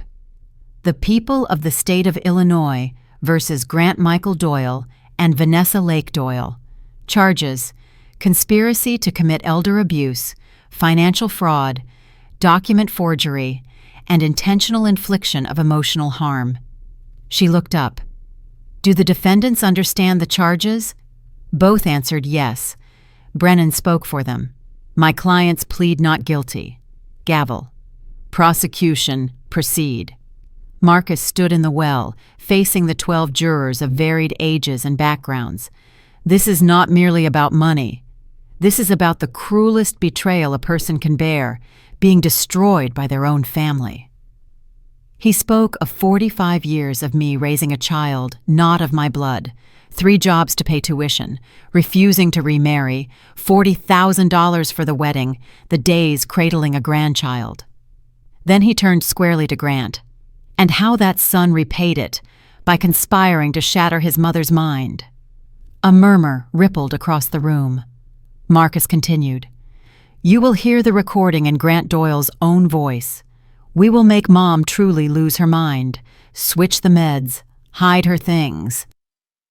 You will see evidence of a $50,000 transaction with a forger. You will hear from Lily Doyle, the victim's granddaughter, who chose truth over defending her parents." He closed. "This is not a family misunderstanding. This is deliberate, cold, calculated crime." Brennan rose, giving the jury a thin smile. "The prosecution paints in black and white. Life is not so simple. Grant Doyle has debts, pressures, but he is not a criminal. He is a desperate son who wanted care for his mother." He lifted a soothing hand. "The conversations you will hear, yes, they sound frightening, but they were private venting in a tense moment, recorded illegally by a woman, paranoid." The word cut like a blade. He pointed at me. "Mrs. Doyle shows signs of cognitive decline, and the family in concern discussed care options. Upon discovery, instead of dialogue, she hired a detective, went live on the internet, turning tragedy into theater." He ended, "We will show that Grant and Vanessa are victims of a woman with money, power, and a vendetta." Blood roared in my ears. For a moment, I felt small in the dark wood room and the prying looks. If I yielded even one step now, the story would be swallowed by the narrative of a paranoid old woman. I clenched the armrest and told myself, no. I came this far to tell the truth, and the truth has its own voice. First witness, Dr. Samuel Patel, gray suit, gold-rimmed glasses. Marcus asked, "How long have you treated Mrs. Doyle?" 22 years. "In that time, any signs of dementia?" "No, never. She is among the most lucid of my elderly patients." "Why did you give her the note of warning?" He tilted his head toward the defendants. "Because the day before, Vanessa visited me claiming Mrs. Doyle was losing her mind, leaving the gas on, all night, forgetting family names. She asked me to certify a need for full-time care." "Your response?" "I refused." Those claims were untrue. The next day during her appointment, I knew for certain someone was planning to harm her. Brennan stood. "Do you have proof that Vanessa conspired, or is this merely your interpretation?" Patel was calm. "She asked point blank, if she is certified incompetent, do we get access to her accounts? That is not medical concern. That is financial scheming." Next, Darius Cole. Marcus led. "What did you uncover about Grant Doyle?" "Terminated from Merrill Lynch in January of 2024, gambling debt of $127,000, contacted 8 psychiatrists, fishing for someone willing to sign a false diagnosis." "And Vanessa?" "Opened 5 credit cards in Mrs. Doyle's name, total debt $51,000, extramarital affair with Todd Riley, 47 corroborating photos." The courtroom stirred. "And Malcolm Fisk?" "A forger cooperating with the FBI. Video shows Grant handing over $50,000 in cash, ordering a fake psychiatric file, a power of attorney, and a new will." A large screen lit up, Grant himself counting bills, saying clearly, "I need 3 things." Brennan sprang up to nitpick. "You are not a psychiatrist. You cannot opine on Mrs. Doyle's mental capacity." Darius tersely. "I am not giving a medical opinion. I am proving the defendant paid to fabricate medical evidence," Lily was called. The girl walked slowly, hand on her belly. Grant looked at her as if staring at a storm he could not name. Marcus softened his voice. "Did you hear your parents' plan about your grandmother?" "Yes." "Tell the court?" "At 2 a.m. Dad said, we will make her truly lose her mind, switch her meds, hide her things. I was scared. I did not stop them." Why did you take part? Tears fell. Because I needed money. I am pregnant. I panicked. My parents said it was the only way Brennan pounced. You are testifying for immunity, are you not? Yes, but because it is the right thing, not only because of a deal. You are 19, pregnant, need money. Your grandmother is wealthy. Who is to stop you from lying to get her to pay you? Lily lifted her chin. No one. But I have evidence. She held up her phone. Through the speakers came Grant's own voice. If this fails, we say Lily pushed it. She needed money for drugs. She stole her mother's jewelry. We are the victims. Vanessa, faintly. But Lily does not use drugs. Grant. Who knows? When we say it, people will believe. A pregnant teen who needs money. The perfect story. The room held its breath. Grant covered his face, shoulders shaking. Finally, my turn. The people call Miriam Doyle. I rose. My legs trembled slightly. Helena touched my hand once. You can do this. I took the witness chair, looked out over the sea of faces, then at my son. Marcus asked plainly, Do you still love your son? My throat tightened. Yes, I love him. I still do. And perhaps that is why this hurts so much. Do you want to harm your son? Never. I only want him safe and happy. Then why bring him to court? I looked at Grant. Because love does not mean letting someone destroy you. I love him, but I must also protect myself. How did you feel when you heard the late-night conversation?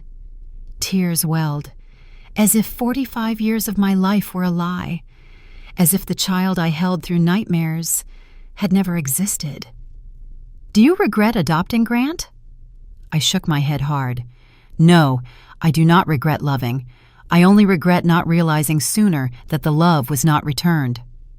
Brennan stood, voice cold. You hid $4 million from your family for years. Is that fair?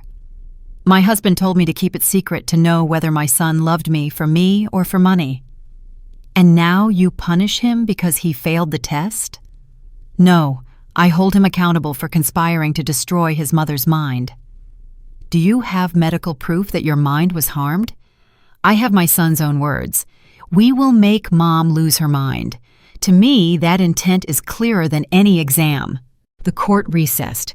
We stepped into the hallway. I heard a call behind me. Mom, wait a second. I turned. Grant stood between two officers, wrists cuffed, tears streaming. Mom, I am sorry. I did not know it would go this far. I love you. I have always loved you. I looked at the child I once lulled to sleep, whose hand I held on his first days of school. My voice was even. If you truly loved me, you would not have done this. Love does not destroy. Love protects. You do not love me. You love what you think I can give you. No, you do not understand. Correct. I do not understand, and perhaps I never will, how a son can do that to his mother. I turned away. Mom, please do not abandon me. His cry tore down the corridor, but my steps did not stop. For the first time in my life, I knew. Sometimes loving someone means letting them face their own consequences, even if it shreds your heart. Tomorrow, the jury will decide, and whatever the verdict, I already know the one thing that lets me walk out of this courthouse with my back straight. I did the right thing. I stood before the Cook County Circuit Court, the old sandstone building on Daly Plaza, amid the cold November wind and a dark gray sky about to rain. To my left was Helena in a navy suit, leather briefcase tucked at her hip. To my right was Lily, 18 weeks along, her belly beginning to show beneath a modest long blouse. In front of us was a forest of cameras, microphones, flashes popping non-stop. Mrs. Doyle, how do you feel before the hearing? Do you regret taking your son to court? Lily, Are you going to testify against your parents? Helena raised her hand to block the barrage of questions. No answers now. We will hold a press conference after the hearing. We slipped past the reporters, climbed all 27 stone steps, past security, and entered the elevator. Courtroom number 506. My heart pounded like a drum.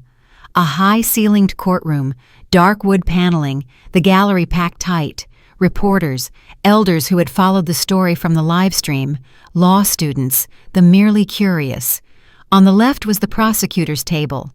Assistant State's Attorney Marcus Okafor, a middle-aged man with a reputation for never losing elder abuse cases. On the right was the defense table, and I saw them, Grant Vanessa. Both sat side by side in dark suits, the trustworthy look lawyers insist on. But clothing could not hide the ruin. Grant was gaunt, eyes sunken, more gray in his hair. Vanessa was carefully made up yet still looked spent, as if she had aged a decade. Their attorney, Thomas Brennan, famous for being able to get Satan acquitted, sat between them. Expensive suit, cold confidence. His fee, $850 an hour. Grant looked toward me. Our eyes met for a beat longer than I wanted. Anger, regret, or both. I looked away. All rise. Judge Rebecca Morrison entered, stern, ice-edged. She skimmed the file, voice crisp. The people of the state of Illinois versus Grant Michael Doyle and Vanessa Lake Doyle.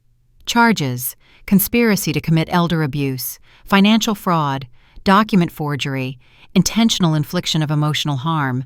She looked up. Do the defendants understand the charges? Both answered yes. Brennan spoke for them. My clients plead not guilty. Gavel. Prosecution proceed. Marcus stood in the well, looking straight at the 12 jurors of varied ages and ethnicities. You have heard it all. Grant Doyle's voice on the recording, the video of him handing money to a forger, the testimony of his daughter, who chose the truth even if it meant standing against her parents. He paused, letting the words settle. But remember the most important thing. This is not the case of a wealthy old woman taking revenge. This is the story of a human being who devoted her life, betrayed in the cruelest way by the people she loved most. Miriam Doyle, 70 years old, should have been enjoying her final years with family. Instead, she had to fight to protect her very mind, not from illness, but from those she trusted. He glanced at Grant and Vanessa. If we do not punish people like this, we are telling every elder that their family may do anything to them without consequence. Do not let that happen. Send a clear message. Elder abuse, no matter by whom, will not be tolerated. He returned to his table. Brennan rose, adjusted his tie, and gave a thin smile. No one denies that Grant and Vanessa made mistakes. They said things they should not have said, considered plans they should not have considered. But thinking and doing are two different things. He walked slowly, voice gentle. Grant Doyle never actually harmed his mother. No switching of medication, no hiding of belongings, no chance to forge documents, because Malcolm Fisk had not even completed anything before the FBI intervened. What you have are private words, recorded illegally, spoken in a desperate moment. He glanced at Lily. The key witness is a 19-year-old girl, pregnant, in need of money, granted immunity in exchange for testimony against her parents. Do you believe that is entirely objective? Then he turned back to the jury. I am not asking for forgiveness. I am asking you to see them as human beings, people who erred, not criminals. He sat. Judge Morrison instructed the jury, your task is to weigh all the evidence and decide whether Grant and Vanessa Doyle are guilty of conspiracy to commit elder abuse, financial fraud, and document forgery. To convict, you must be convinced beyond a reasonable doubt. If there is reasonable doubt, you must find them not guilty. She nodded.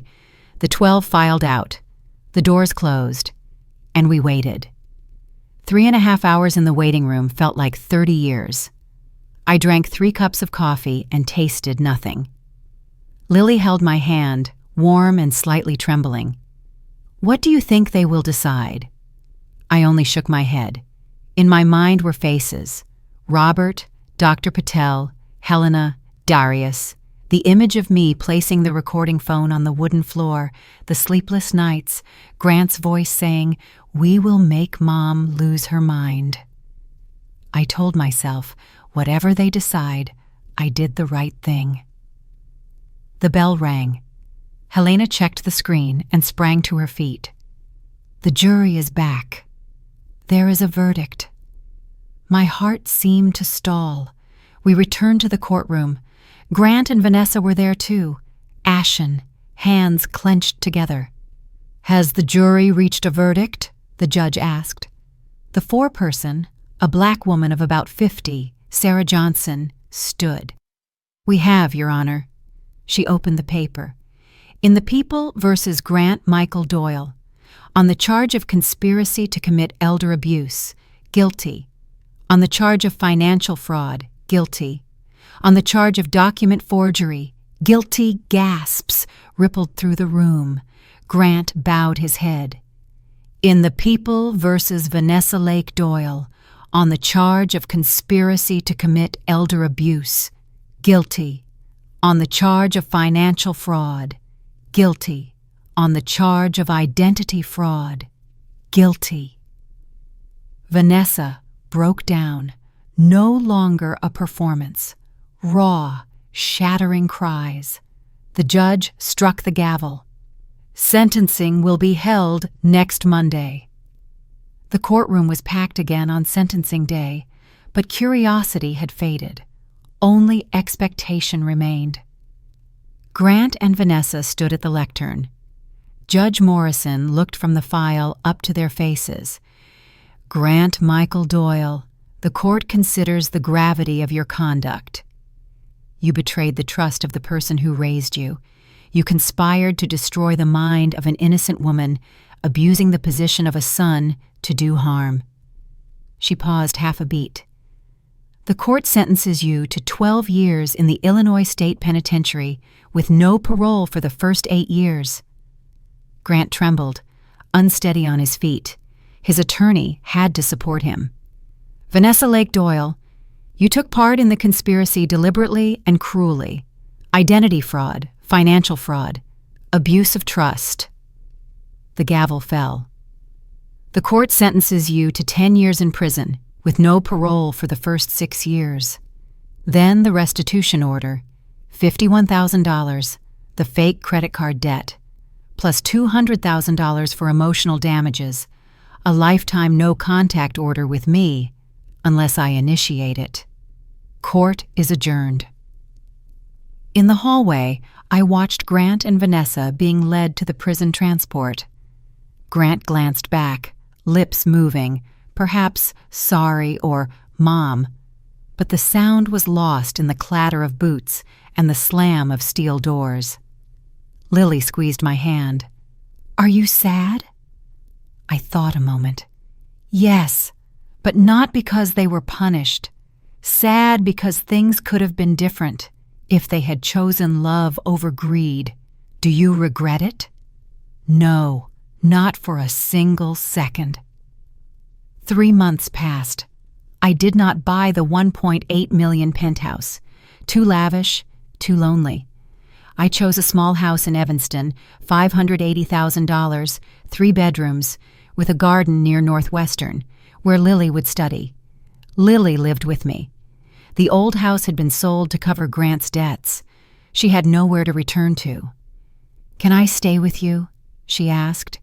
I did not answer immediately. I looked at the 19-year-old child, 6 months pregnant, frightened and alone. Then I said, "Yes, but with conditions. I will do whatever you say." Not blind obedience. You must go to therapy, study seriously, care for your child yourself. Do not rely on me, and you must be honest. Always, I promise. A new life began with 6:30 mornings full of sunlight. Lily fussed in the kitchen, learning to cook from YouTube, clumsy, but trying. "Grandma, I made sunny-side-up eggs. Will you eat?" "I will." We sat at the small wooden table. "Doctor's appointment today?" "Yes, 2:00. Will you come with me?" "Yes." She placed a hand on her belly. "Do you think I will be a good mother?" I looked at her. "You will make mistakes. There will be bad days. But if you love your child and try to do right, you will be okay." At the obstetrics clinic, Dr. Sarah Lynn did the ultrasound. The heartbeat was steady. "The baby is healthy," the doctor said. Lily looked at the screen, tears falling. "I have decided," she turned to me, voice firm. "I will have this child and raise her myself. I will help. But not raise her for me, right?" "Right. This is your responsibility," she nodded. That evening at home, I sat on the garden swing. March air was warming, cherry blossoms just budding. A text from Dr. Patel. "Congratulations on the verdict. You were very brave." SP, I replied, "Your note saved me." Another message from Helena. "The Chicago Elder Protection Fund invites you to speak. Interested?" I typed, "Yes." I want to help others avoid what I went through. 6 months later, at Northwestern Memorial, the very place where it all began, Lily went into labor. I held her hand through each contraction. 5 hours later, a baby girl of 3.2 kilograms cried out, "Grandma, I am a mother, and you will be a wonderful one. I want to name her Miriam, after you. Is that okay?" I nodded, tears streaming. A year passed, and a letter from Grant reached me. The handwriting was scrawled, "Dear Mom, I do not know if you will read this. I understand if you do not. I deserve that. I have had a year to think, in prison, no phone, no money, only time. I realize you were right. I did not love you. I loved what you gave. I am sorry is not enough, but I have to say it. I am not asking for forgiveness. I just want you to know, you did the right thing. I needed this lesson. I have 11 years left. I will use that time to become a better man, not to make you proud, but so I do not disgust myself. I love you. This time, for the first time, it is true. Grant." I folded the letter, sat still for a long while. Lily walked in carrying baby Miriam. "Grandma, who is the letter from?" "From your father." "What did he say?" "Sorry, and thank you. Will you reply?" I considered. "I do not know." "Maybe. But not now." 2 years later, I was 72. Lily, 21, a sophomore in law at Northwestern, studying while raising her child. Baby Miriam, 18 months, tottered about the garden, fell, stood, laughed, ran again. Lily sat beside me. "Grandma, I got an internship at the prosecutor's office, Elder Abuse Division." "Really? That is wonderful. I want to do what you did, protect those who cannot protect themselves." I squeezed her hand. "I am proud of you. If not for you, I would not be here. I might have become like them, but you did not. You chose the truth. That is what matters." Little Miriam hugged my leg. "Grandma, Grandma." I picked her up and kissed her cheek. Quiet, simple peace. 3 years after the trial, I stood on stage at the National Conference on Elder Abuse before 500 people. Attorneys, doctors, social workers, elders. I am Miriam Doyle. 3 years ago, my family planned to destroy me. Today, I stand here to tell the story I told it from Dr. Patel's note to the courtroom. Many ask, "Do you regret taking your son to court?" The answer is no, because love does not mean letting someone destroy you. Love means drawing boundaries and protecting yourself. I looked down at the listening faces. If you are an elder being abused, speak up, seek help. If you know someone, Be their Dr. Patel. Hand them the note. I concluded, family is not just blood. Family is loyalty, respect, and genuine love. Without those, they are merely strangers sharing a house. Warm applause rolled back. A 75-year-old woman gripped my hand, weeping. My son, too. I am afraid. Now I understood. Every night of tears, every cut, had meaning. I had saved not only myself, I had cleared a path for others. That evening at home, I found Lily at the kitchen table with an envelope. Grandma, a letter from Dad. Third one this year. I held the envelope, weighing it. Are you going to see him? Lily asked. I do not know. Maybe, one day. But not now. I understand. Forgiveness is not forgetting, and not going back to how it was exactly. I set the letter down. I did not open it yet. Maybe I would, maybe not, but the decision was mine, and that was what mattered most. For 45 years, I lived for others. Grant's mother, Lily's grandmother, Robert's wife. I had never been simply Miriam. Now, at 73, I found myself again. A small house, a garden, a granddaughter learning to be strong, a great-granddaughter growing up in true love. I had purpose, to help others. And above all, I had freedom. The freedom to love without fear of being used, to trust while keeping boundaries, to live the rest of my life not as a victim, but as a survivor. I looked out the window, the Chicago sky glowing pink-orange. Little Miriam ran in, hugging my legs. Grandma, tell a story. I lifted her and sat in the rocking chair. I will tell you about a very brave old lady. She lost almost everything, but in the end, she found herself again. Does the story have a happy ending, Grandma? I smiled and kissed her forehead. Yes, sweetheart. Not a perfect ending, but a true one, and often, that is the best we can hope for. Outside, the sun set completely, and a new day was ready to begin. I am Miriam Doyle. If you have stayed with me to the very end, thank you for giving this story a place in your heart. I am no longer a victim. I am a survivor, and I hope my journey helps you, or someone you love, find the courage to speak up, set boundaries, and begin again. If you want to keep walking with me, do not forget. Subscribe to the Revenge Tales channel so you do not miss upcoming parts and true stories about protecting loved ones from abuse. Hit like if you found this helpful. It is the simplest way to help the algorithm bring this story to those who need it. Comment below.